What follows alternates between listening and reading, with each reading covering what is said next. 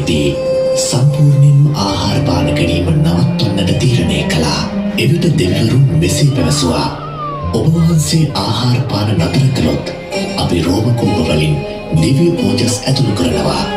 එවිට මහබෝසතාණන් වහන්සේ මෙසේ කල්පනා කළා, දෙවියන් එහෙම කළොත් මගේ අධිෂ්ඨානය බොරුවක් වෙනවා. ඒ නිසා දවසකට හාල් ඇටයක්, මුං ඇටයක් හෝ කඩල තැන්පු ඉස්මුකුරක් වළඳනවා. බෝසතාණන් වහන්සේ වසර 6ක් පුරා දුෂ්කර ක්‍රියා කළා.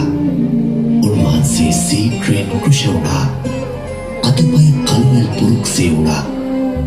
බෝසතාණන් වහන්සේ තම ශරීරය ස්පර්ශ කරද්දී මවිල් කුණු වී ගැලවී අතට ආවා.